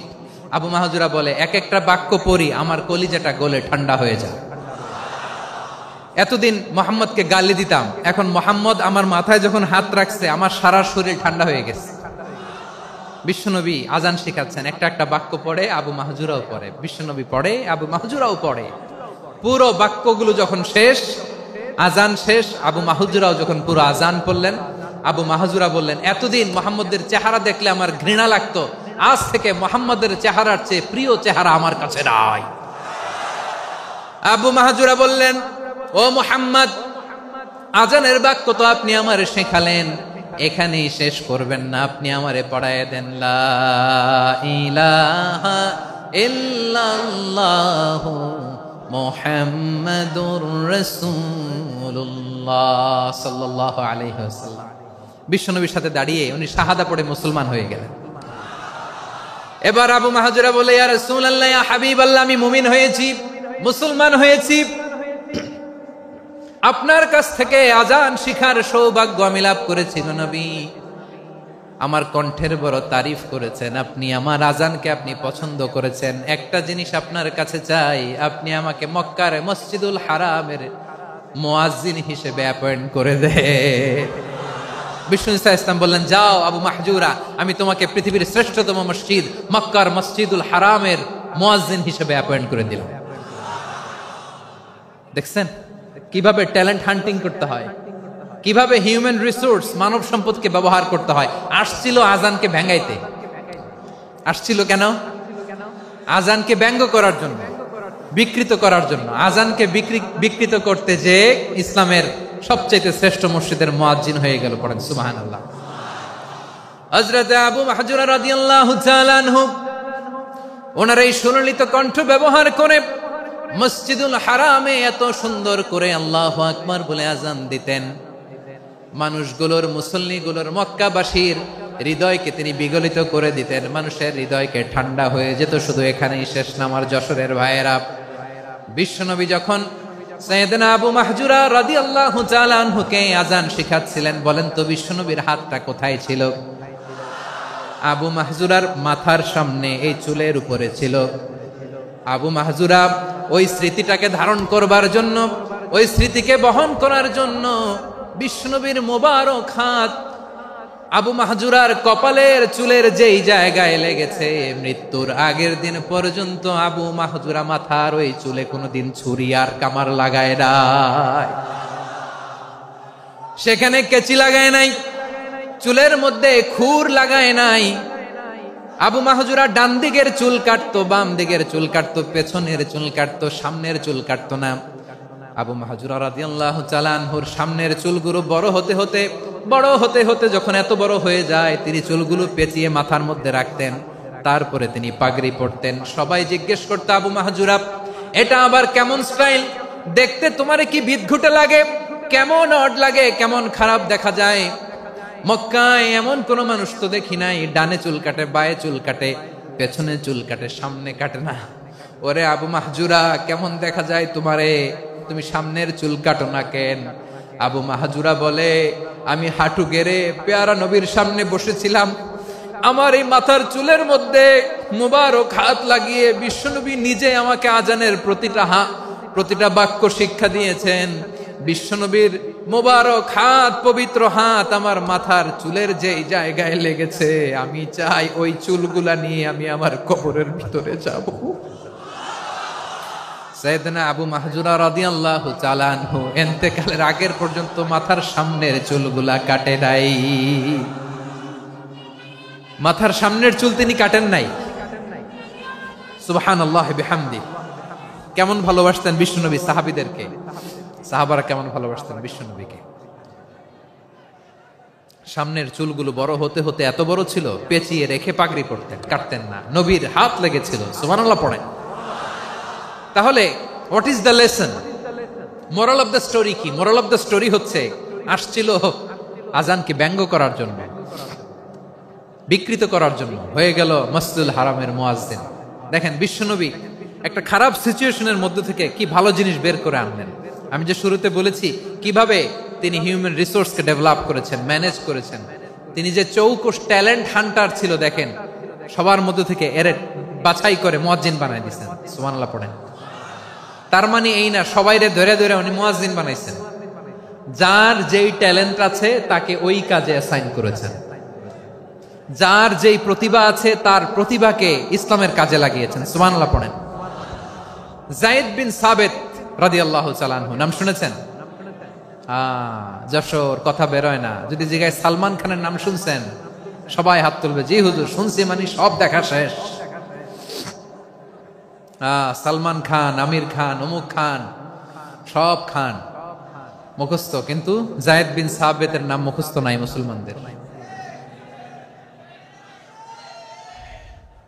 যেই সাহাবী মাথার সামনের চুল কাটে নাই, মসজিদুল হারামের মুয়াজ্জিন বানাইছেন বিশ্বনবী, সাহাবীর নাম কি? খায়া ফেলাইস, স্লোগানের সাথে খায়া ফেলাইস। আবু মাহজুরা। কি নাম? আবু মাহজুরা আল জুমাহি রাদিয়াল্লাহু তাআলা আনহু। এই নামটা আজকে নিয়ে যাইতে হবে যশোর। আবু মাহজুরা রাদিয়াল্লাহু তাআলা আনহু। 2 নম্বরে বলছিলাম যায়েদ বিন সাবিত রাদিয়াল্লাহু তাআলা আনহু। বিশ্বনবী দেখলেন মদিনার এই আনসারী সাহাবী হাইলি ট্যালেন্টেড, ইন্টেলেকচুয়াল, মেরিটোরিয়াস, জ্ঞানের প্রতি তার আকর্ষণ, মারাত্মক আকর্ষণ। বিশ্বনবী তাকে দায়িত্ব দিলেন, কোরআন যা নাজিল হয় তুমি লিখো, কাতিবুল ওহী বানায় দিলেন। সুবহানাল্লাহ। যায়েদ বিন সাবিতরে আবার আজান শেখান নাই, কারণ তার মধ্যে বিশ্বনবী প্রতিভা দেখেছেন, একাডেমিক প্রতিভা। বিশ্বনবীর একাডেমিক প্রজেক্টগুলো তিনি হ্যান্ডেল করতেন। যায়েদ বিন সাবিত ছিল বিশ্বনবীর ব্যক্তিগত সচিব। কি ছিল? ব্যক্তিগত সচিব। বোঝেন নাই? বিশ্বনবীর ব্যক্তিগত সচিব এবং দোভাষী। ইহুদিরা কিছু লিখে দিলে এটার অর্থ বিশ্বনবীরে বুঝায় দিতেন। আবার ইহুদিদের কাছে কিছু লিখতে হলে তিনি লিখে দিতেন। বিশ্বনবী একদিন বললেন, ইন্নী ওয়াল্লাহি মা আমানু ইয়াহুদা আলা কিতাব। ইহুদিরা যে চিঠি পাঠায় অর্থ তো বুঝি না, আরেক ইহুদি আইনে অর্থ করা লাগে। আবার ইহুদিদের কাছে কিছু লিখে পাঠাইতে চাইলে আমরা তো লিখতে পারি না, ইহুদিরে দিয়ে লেখা লাগে। ওরা যে পয়রা শোনায় লিখে দেয়, আমি ওদের বিশ্বাস করি না। আমার নিজের একজন লোক দরকার। বিশ্বনবী এই যায়েদ বিন সাবিতকে চুজ করলেন ল্যাঙ্গুয়েজের জন্য। উনি বললেন, যায়েদ তোমার সফট স্কিলকে ডেভেলপ করতে হবে, তুমি হিব্রু ল্যাঙ্গুয়েজ শিখে ফেলো। যায়েদ বিন সাবিত বলল, বিশ্বনবীর মোটিভেশন আর ইন্সপিরেশন পেয়ে আমি 15 দিনে ইহুদিদের এই হিব্রু ল্যাঙ্গুয়েজ শিখে ফেললাম। শুধু শিখে ফেললাম না, হাত্তা হাদিকতু, even I became master in the language. এই ভাষা আমি পারদর্শী হয়ে গেলাম। এরপরে ইহুদিরা চিঠি লিখে পাঠালে আর কোন ইহুদি ডাকা লাগতো না, আমি নবীর এটার অর্থ শুনে পরে বুঝায় দিতাম। আবার ইহুদিদের কাছে চিঠি লেখা লাগলে আমি যায়েদ বিন সাবিত চিঠি লিখে দিতাম। সুবহানাল্লাহ। দেখেন এত সাহাবীর মধ্যে থেকে বিশ্বনবীর একাডেমিক প্রজেক্ট, ব্যক্তিগত সচিব, দোভাষী হিসেবে তিনি যায়েদ বিন সাবিতের মতো তরুণকে নির্বাচিত করেছেন। কেমন ট্যালেন্ট হান্টার ছিল আমার নবী। সুবহানাল্লাহ পড়বেন না? বিশ্বনবীর ইন্তেকালের পরে সাইয়েদনা আবু বকর রাদিয়াল্লাহু তাআলা আনহু যখন খলিফা হয়ে আসলেন, কোরআনকে সংকলনের দায়িত্ব দেয়া লাগবে, কোন সাহাবীকে দিবেন? সব সাহাবারা মিলে পরামর্শ করলেন। সাইয়েদনা আবু বকর, ওমর সবাই মিলে এই বিশাল কোরআন সংকলনের গুরু দায়িত্ব বিশ্বনবীর ব্যক্তিগত সচিব, বিশ্বনবীর দোভাষী, বিশ্বনবীর সিলেক্ট করাই লোক যায়েদ ইবনে সাবিত রাদিয়াল্লাহু তাআলা আনহুকে দিয়েছে। কোরআনের কপি তো আজকে এখানে রাখে নাই। এই যে আজকের যে কোরআন পড়েন, এটা আগে এরকম ছিল না। কোরআন নাজিল হলে সাহাবারা চামড়ার, ওটের চামড়ায় লিখে ফেলতো, ওটের চ্যাপ্টা হাড্ডির মধ্যে লিখে ফেলতো, গাছের গুড়ির মধ্যে লিখে ফেলতো, বিভিন্ন জনের কাছে ছড়ানো ছিটানো ছিল। আবু বকর রাদিয়াল্লাহু তাআলা আনহু একসাথে করলেন, পরবর্তীতে উসমান রাদিয়াল্লাহু তাআলা আনহু একসাথে করলেন 114 সূরার। এখন এই মুসহাফ, এই কম্পাইলেশন, এই কপি আমরা পেয়েছি, যার হিউজ কন্ট্রিবিউশন ছিল। এই পুরো কোরআন কম্পাইলেশনের প্রজেক্ট ম্যানেজার ছিল যায়েদ বিন সাবিত রাদিয়াল্লাহু তাআলা। কোরআন কম্পাইলেশনের প্রজেক্ট ম্যানেজার, দেখেন উনারে মাথায় হাত দিয়ে আজান শিখায় নাই, সুবহানাল্লাহ কইবেন না? তাহলে প্রথম সাহাবী আবু মাহজুরাকে মুয়াজ্জিন বানাইলেন, যায়েদ বিন সাবিতকে ব্যক্তিগত সচিব আর দোভাষী বানালেন, মুসআব ইবনে উমাইর রাদিয়াল্লাহু তাআলা আনহুকে ইসলামের প্রথম অ্যাম্বাসেডর বানালেন। তাহলে তৃতীয় নাম্বার একজন সাহাবীর নাম বলছি, মুসআব ইবনে উমাইর। মুসআব কি নাম? নামটা কেমন লাগে? এই কয়েকজনের ভাল লাগে, বাকিদের ভাল লাগে না? ভাল লাগে? এই এই আর কয়েকটা মিনিট দেওয়া যাবে না আমাকে আল্লাহর রাস্তে? হ্যাঁ ঠিক আছে, আমি তোমাদেরকে ভালোবাসা দেখাবো, দোয়া করব যদি চুপ থাকো, একেবারে চুপ, কষ্ট সহ্য করো, বাকিরে যা সওয়াব পাবে তোমরা ডবল পাবা, যেহেতু কষ্ট বেশি, কিন্তু চুপ। 3 নাম্বার সাহাবীর নাম মুসআব। এই ধাক্কাধাক্কি কেন? ধাক্কাধাক্কি কেন রে ভাই?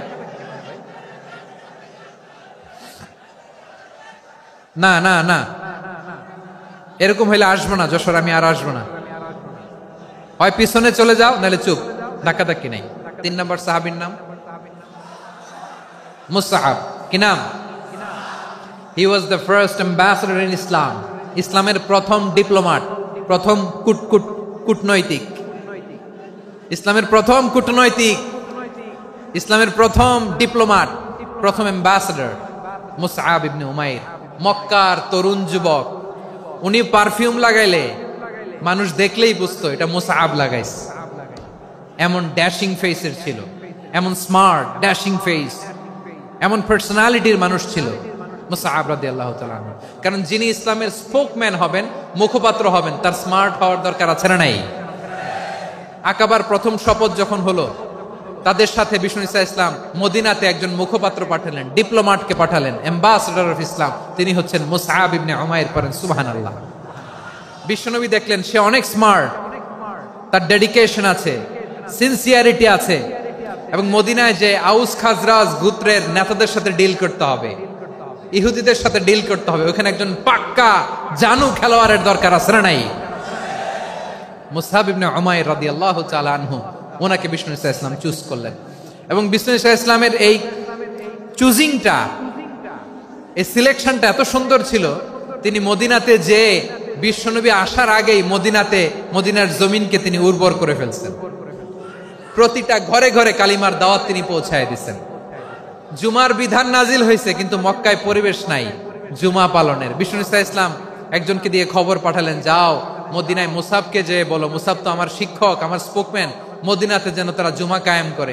বিশ্বনবীর আগেই মুসআব মদিনার মুসলিমদেরকে নিয়ে মদিনায় প্রথম জুমা কায়েম করে ফেলছে। কোন সুবহানাল্লাহ। ডিপ্লোম্যাটদের কেমন হইতে হয়, অ্যাম্বাসেডারের কেমন হইতে হয়, মুসআব রাদিয়াল্লাহু তাআলা আনহুর কাছ থেকে শিখে নাও। মুসআব নামটা কেমন লাগে? যশোর যাদের সন্তান হবে, ছেলে সন্তান, আমার রাস্তায় পাইলে সবাই জিজ্ঞেস করে, হুজুর একটা নাম দেন, আমার ছেলে হবে। যশোরবাসীর জন্য আমি একটা নাম দিয়ে দিলাম, নাম রাখতে হবে মুসআব। কি নাম? নামটা যাদের ভাল লাগে, ছেলে সন্তান অনাগত আসবে, মনে চাইলে নাম রেখে দিবেন মুসআব রাদিয়াল্লাহু তাআলা আনহুর নামে মুসআব। তাহলে মুসআব রাদিয়াল্লাহু তাআলা আনহুকে বিশ্বনবী ল্যাঙ্গুয়েজ শিখান নাই, সফট স্কিল শিখান নাই। যায়েদ রাদিয়াল্লাহু তিনি হিব্রু ল্যাঙ্গুয়েজ শিখেছেন, সুরিয়ানি শিখেছেন, কিন্তু মুসআবকে তিনি বানিয়েছেন the spokesman of Islam, the first diplomat, the ambassador of Islam. সুবহানাল্লাহ পড়বেন না? আব্দুল্লাহ ইবনে আব্বাস রাদিয়াল্লাহু তাআলা আনহু বিশ্বনবীর কাজিন, চাচাতো ভাই। আবার মাইমুনা রাদিয়াল্লাহু তাআলা আনহু, মাইমুনা নবীর স্ত্রী, তিনি ছিলেন আব্দুল্লাহর আপন খালা। তো নবীর বউ যদি ওনার খালা হয়, নবী তার কি? বুঝে নাই, নবী তার কি?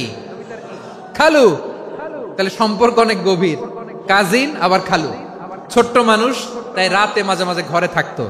বিশ্বনবী দেখলেন আব্দুল্লাহ যেহেতু আমার ঘরে ঢুকতে পারে, আব্দুল্লাহরে এই উম্মতের বড় শিক্ষাবিদ বানাইতে হবে। কথা বোঝে নাই? আব্দুল্লাহকে কি বানাইতে হবে? শিক্ষাবিদ, এডুকেটর অফ দিস উম্মাহ, এই উম্মার শিক্ষাবিদ বানাইতে হবে।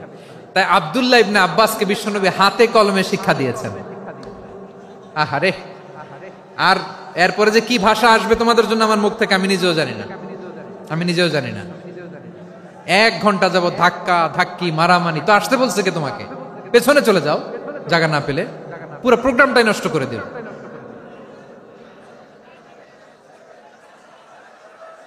জি, আমার দিকে তাকান, আমি শেষ করে দিচ্ছি। হবে না, ইন্টেলেকচুয়াল আলোচনা এখানে হবে না, আমি বুঝতে পারছি, আমি শেষ করে দিচ্ছি। আব্দুল্লাহ ইবনে আব্বাস রাদিয়াল্লাহু তাআলা আনহু, মনোযোগ দিয়ে কয়েকটা মিনিট শুনুন, আমি এখনই শেষ করে দিচ্ছি, এরপর আওয়াজ করবে। এই যে এগুলো কি আমি বুঝলাম না। আমি বললাম না সব করা যাবে, বসে যাও, শুয়ে যাও, চলে যাও, আওয়াজ করা যাবে না। অন্যকে বসো এটাও বলার দরকার নেই, জাস্ট এদিকে তাকাও। আল্লাহ। আব্দুল্লাহ ইবনে আব্বাস রাদিয়াল্লাহু তাআলা আনহু, উনাকে বিশ্বনবী হাতে কলমে শিক্ষা দিয়েছেন, যেহেতু উম্মতের শিক্ষাবিদ হবেন, এডুকেটর হবেন। তো বিশ্বনবী রাতে যখন তাহাজ্জুদ পড়তেন, ছোট্ট আব্দুল্লাহ ঘরে থাকতো। বুঝতে পেরেছেন? ছোট্ট মানুষ তো ঘরে থাকতো। তো বিশ্বনবী তাহাজ্জুদের জন্য একবার দাঁড়িয়েছেন, ছোট্ট আব্দুল্লাহ ওযু করে দাঁড়াইছে। আচ্ছা বলেন তো, ইমাম আর মুসল্লি মোট যদি 2 জন হয়, একজন ইমাম একজন মুসল্লি, তো মুসল্লি ইমামের কোন দিকে দাঁড়াবে? ডানে দাঁড়াবে। ছোট্ট আব্দুল্লাহ বুঝে নাই, বিশ্বনবী তাহাজ্জুদ শুরু করেছেন, উনি ইক্তেদা করছেন আর দাঁড়াইছেন বায়ে। কোথায় দাঁড়িয়েছেন?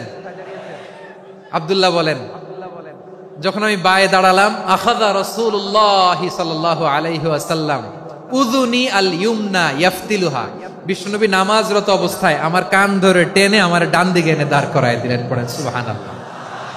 দেখেন, হাতে কলমে শিক্ষা। আর জীবনে ভুল হবে? কথা কয় না, আর ভুল হবে? আর ভুল হবে না। এভাবে বিশ্বনবীর অনেক সঙ্গ পেয়েছেন, সফর করেছেন, একই বাহনে বসেছেন, এক বাহনে বসে লম্বা নসিহত করেছেন, বলেছেন, ইয়া গোলাম ইহফাজিল্লাহ ইয়াহফাজকা, ইহফাজিল্লাহ তাজিদহু তুজাহাক, ইযা সাআলতা ফাসআলিল্লাহ ওয়া ইযা ইসতাআনতা ফাসতাইন বিল্লাহ।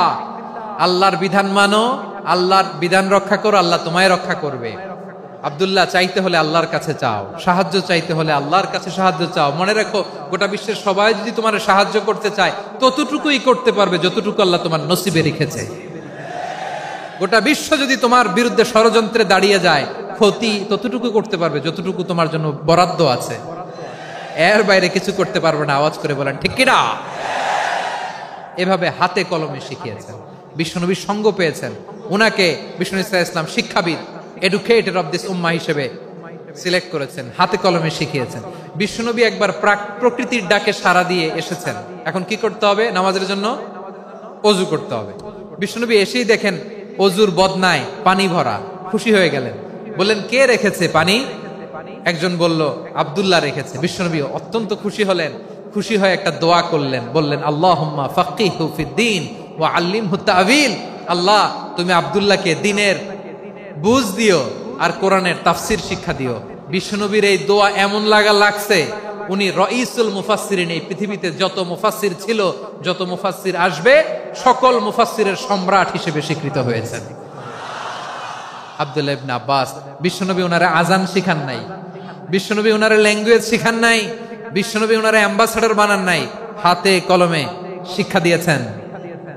ছোট্ট মানুষ, বিশ্বনবী ইন্তেকাল করলেন, আবু বকরের সময় গেল, ওমরে ফারুকের খেলাফত, তখনও তিনি তরুণ। ওমরে ফারুক রাদিয়াল্লাহু তাআলা আনহু ওনার ক্যাবিনেট মিনিস্ট্রির বৈঠকে এই আব্দুল্লাহ ইবনে আব্বাসকে পাশ দিয়ে বসায় রাখতেন। বয়স্ক সাহাবারা এটা পছন্দ করতো না, তারা বলতো, ঘটনা কি? আব্দুল্লাহর মতো ছেলে নাতি আমাদের আছে, এরা কেন রাখে ওমরে ফারুক? ওমরে ফারুক এটা টের পেলেন, তিনি বুঝতে পারলেন যে ক্যাবিনেট মেম্বাররা এটা পছন্দ করে না, ছোট্ট আব্দুল্লাহরা কেন রাখি, কেন যে রাখি, এটা একদিন বুঝাবো। একদিন মিটিং এ তিনি সবাইকে বললেন, ইযা জাআ নাসরুল্লাহি ওয়াল ফাতহ। এই আয়াত দ্বারা উদ্দেশ্য কি বলেন তো মুরব্বী সাহাবীরা? এক সাহাবী বলেন, এই সূরা দ্বারা উদ্দেশ্য, আল্লাহ বলেছেন আমাদেরকে বিভিন্ন ল্যান্ড, বিভিন্ন এলাকা বিজয় করতে হবে। ওমরে ফারুক বললেন না, হয়নি। আরেকজন বললেন বিজয় হওয়ার পর আমাদের বেশি বেশি আল্লাহর বরত্বের ঘোষণা দিতে হবে, এটা উদ্দেশ্য। ওমরে ফারুক বললেন না, হয় নাই। যারা জিজ্ঞেস করেন কেউ পারে না। সব শেষে বিশ্বনবী ছোট্ট আব্দুল্লাহরে বলেন, আব্দুল্লাহ, ইদা জা নাসরুল্লাহি ওয়াল ফাত, এর দ্বারা উদ্দেশ্য কি বলো তো? ছোট্ট আব্দুল্লাহ বলেন, হুয়া আজালু রাসূলিল্লাহ, এই আয়াত দ্বারা বিশ্বনবীর বিদায়কে উদ্দেশ্য নেওয়া হয়েছে। ওমরে ফারুক বললেন, হাযা হুয়া, এটাই তো সঠিক উত্তর, এটাই সঠিক তাফসীর এই আয়াতের। কারণ ইদা জা নাসরুল্লাহি ওয়াল ফাত, যখন আল্লাহর সাহায্য আর বিজয় আসবে, ওয়া রাআইতান নাসা ইয়াদখুলুনা ফি দীনিল্লাহি আফওয়াজা, আপনি দেখবেন দলে দলে ঢলে ঢলে বানের পানির মতো মানুষ ইসলামের দিকে ঢুকতেছে, ইসলামের বিজয় হয়েছে। তো ইসলামের বিজয়ের মিশন নিয়ে নবী আসছে, বিজয়ী যখন হয়ে গেছে এখন তো নবীর বিদায় হবে। জোরে বলেন ঠিক কিনা? কোন সাহাবী এই সূক্ষ্ম কথাটা ধরতে পারে নাই, ওই আব্দুল্লাহ ছাড়া। আব্দুল্লাহ যখন উত্তর দিছে সব সাহাবীদের টনক নড়েছে। এরপর থেকে কোন ক্যাবিনেট মিটিং এ আর কোন সাহাবারা কোনো প্রশ্ন করে নাই, আওয়াজ করে পড়েন সুবহানাল্লাহ। বিশ্বনবী আব্দুল্লাহ ইবনে আব্বাসকে দ্য এডুকেটর অফ দ্য উম্মাহ, উম্মার শিক্ষাবিদ হিসেবে গ্রহণ করেছেন। আওয়াজ করে পড়তে হবে আল্লাহু আকবার। সাহাবীদের নামগুলো মনে থাকবে? 1 নম্বরে আবু মাহজুরা, মুয়াজ্জিন বানাইছেন। যায়েদ ইবনে সাবিত, দোভাষী, ট্রান্সলেটর অফ প্রফেট, এবং তিনি ছিলেন বিশ্বনবীর ব্যক্তিগত সচিব। Musab ibn Umair, the first ambassador and diplomat of Islam. Abdullah ibn Abbas, এই উম্মার সবচেয়ে বড় এডুকেটর, শিক্ষাবিদ। আরেকজন ছিল আব্দুল্লাহ ইবনে মাসউদ রাদিয়াল্লাহু তাআলা। 2 আব্দুল্লাহ, আব্বাস গেল, আরেকজন হচ্ছে মাসউদ। মক্কার তরুণ, ছাগল পালতো মুশরিকের বিশ্বনবী আর আবু বকর রাদিয়াল্লাহু তাআলা আনহু একবার গেলেন, যে দেখে এই তরুণ দাঁড়ায় আছে। বিশ্বনবী বলেন, আমি খুব ক্ষুধার্ত, তোমার কাছে কি দুধ আছে ছাগলের? আব্দুল্লাহ ইবনে মাসউদ বলে, আছে। ওয়ালাকিন আনা মু'তামান, কিন্তু যে দুধ আছে এটা আমানতের, আমি দিতে পারবো না। বিশ্বনবী এইটা শুনেই তার টার্গেট করে ফেলছে। আনা মু'তামান, দুধ আছে কিন্তু এটা আমার মালিকের, আমি তো দরদ দেখাই, আমার মালিকের দুধ আপনি পথিক, আপনারে দিতে পারি না। বিশ্বনবী টার্গেট করে ফেলছেন, এরে আমার কাজে লাগাইতে হবে। বিশ্বনবী বললেন, আচ্ছা ঠিক আছে, দুধ দিও না, কিন্তু এমন ছাগি আছে কিনা যেই ছাগির সাথে কোনো ছাগলের মিলন হয় নাই, তার ওলানে দুধও আসে নাই, বাচ্চাও নাই, এরকম ছাগির থেকে যদি আমি দুধ খাই তাহলে তো সমস্যা নাই। বলতেছে, এরকম ছাগির থেকে দুধ খাইলে সমস্যা নাই, কারণ এরকম ছাগির ওলান থেকে দুধ আসবেও না। বলতেছে, ঠিক আছে, এরকম একটা ছাগি নিয়ে আসা হলো। বিশ্বনবী বিসমিল্লাহ বলে ওই ছাগির ওলানে হাত দিলেন। হাত দিতে দেরি, পুরো ওলানটা দুধে ভরে যেতে দেরি হয় না। বিশ্বনবী আর আবু বকর রাদিয়াল্লাহু তাআলা আনহু দহন করে পেট ভরে খেলেন। এই দৃশ্য আব্দুল্লাহ ইবনে মাসউদের হৃদয়ে দাগ কাটলো। এই মুজিজা দেখে তিনি বললেন, আশহাদু আল্লা ইলাহা ইল্লাল্লাহ ওয়া আশহাদু আন্না মুহাম্মাদুর রাসূলুল্লাহ। তিনি ষষ্ঠ মুসলিম ছিলেন, 6 নম্বর মুসলমান। ওনাকে টার্গেট করে বিশ্বনবী দেখলেন এমন ইন্টেলেকচুয়াল ব্রেন, উনি সূক্ষ্ম সূক্ষ্ম জিনিস বুঝে বেশি, ফিকহি জ্ঞান ওনার মধ্যে বেশি। বিশ্বনবী ওনাকে কোরআনের জ্ঞান শিক্ষা দিতে লাগলেন। উনি বিশ্বনবী সবার কাছে কোরআন শোনায়, কিন্তু বিশ্বনবী নিজে আব্দুল্লাহ ইবনে মাসউদের কাছ থেকে কোরআন শুনতো। বিশ্বনবী একবার বললেন, ইকরা আলাইয়া ইয়া মাসউদ। ইবনে মাসউদ, একবার শোনাও তো কোরআন দেখি। আব্দুল্লাহ ইবনে মাসউদ বলে, আকরাউ আলাইকা ওয়া আলাইকা উনজিল। নবী, আপনার উপর কোরআন নাজিল হয় আর আমি আপনার সামনে কোরআন পড়ব। বিশ্বনবী বললেন, ইন্নী উহিব্বু আন আসমাআহু মিন গায়রি। আমি নিজে পড়তে যেমনি ভালোবাসি, অন্যে পড়ুক আমি শুনবো, এটাও আমি ভালোবাসি। সূরা নিসা তিনি তেলাওয়াত করে শুনিয়েছেন। এমন সূক্ষ্ম সূক্ষ্ম বিষয় বিশ্বনবী উনাকে ধরিয়ে দিয়েছেন। উনি হয়ে গিয়েছেন আব্দুল্লাহ ইবনে আব্বাস, হয়েছেন রাইসুল মুফাসসিরিন, উনি হয়ে গিয়েছেন ফাকিহুল উম্মাহ। ওনার চাইতে বড় ফকি এই পৃথিবী আর দেখবে না। চিল্লায় বলেন সুবহানাল্লাহ। উনি বলতেন, ওয়াল্লাহি ওয়াল্লাহি ইল্লাযী লা ইলাহা গায়রু মা উনজিলাত সূরাতুন ইল্লা ওয়া আনা আ'লামু আইনা উনজিলাত ওয়া ফীমা উনজিলাত। বিশ্বনবী এমন ভাবে কোরআনের দার্স আমাকে দিয়েছেন, কোরআনে যত সূরা নাজিল হয়েছে, যেখানে নাজিল হোক না কেন আমি জানি এটা কোথায় নাজিল হয়েছে এবং কোন প্রেক্ষাপটে নাজিল হয়েছে। এমন একটা সূরা নাই যে সূরার কোথায় নাজিল হয়েছে আমি মাসুদের জানা নাই, কোন প্রেক্ষাপটে নাজিল হয়েছে আমার জানা নাই। এরকম ঘটবে না। চিল্লায় বলেন আল্লাহু আকবার। এই আব্দুল্লাহ ইবনে মাসউদ রাদিয়াল্লাহু তাআলা আনহু ওমর ফারুকের সময় কুফার চিফ জাস্টিস ছিলেন। কুফা নগরীর চিফ জাস্টিস। চিফ জাস্টিস বুঝেন নাই? বিচারপতি। কি ছিলেন? সবাই বলে নাই, কি ছিলেন? বিচারপতি ছিলেন। এবং ওনার যে ফিকহি জ্ঞানের ধারা, এটাই আলকামা, ইব্রাহিম আন-নাখাই, হাম্মাদ ইবনে সুলাইমান হয়ে ইমাম আবু হানিফা পর্যন্ত পৌঁছেছে এবং ওনার ফিকহি জ্ঞানের ধারাই হানাফি মাযহাবে অ্যাকসেপ্ট হয়েছে। আজও এগুলো হানাফি মাযহাবে চর্চিত হয়। হানাফি মাযহাবের সব ফিক আব্দুল্লাহ ইবনে মাসউদের ফিকহি জ্ঞানের ধারা থেকে নেওয়া হয়েছে। চিল্লায় পড়েন সুবহানাল্লাহ। তাহলে উনাকে বিশ্বনবী বানিয়েছেন জুরিস্ট, আইনবিদ, ফাকিহ। উনারে আজান শিখান নাই। হিউম্যান রিসোর্স ডেভেলপমেন্ট কিভাবে করবেন, মানব সম্পদের উন্নয়ন কিভাবে করতে হয়, কিভাবে যার যেখানে প্রতিভা কাজে লাগাতে হয় উনি দেখিয়েছেন। সুবহানাল্লাহ পড়বেন না? খালিদ বিন ওয়ালিদ নাম শুনছেন? কে কে শোনেন নাই হাত তোলেন। কি ছিলেন? বীর যোদ্ধা ছিলেন খালিদ বিন ওয়ালিদ। কিন্তু তিনি ইসলাম ধর্ম গ্রহণ করেছেন অনেক দেরিতে, 8ম হিজরিতে। তার মানে 8ম হিজরির আগে উনি মুশরিকদের পক্ষে লড়াই করেছেন। ওনার হাতে কত মুসলিম সাহাবী যে নিহত হয়েছে হিসাব নাই। বিশ্বনবী টার্গেট করে রাখছে, তুমি আমাদের মুসলিমদের এত ক্ষতি করলা, তুমি যখন মুসলমান হবা তোমারে দিয়ে আমি এমন কাম করামু যে এটা আর কেউ করতে পারবে না। সুবহানাল্লাহ নাই? যশোর ক্লান্ত হয়ে গেছে।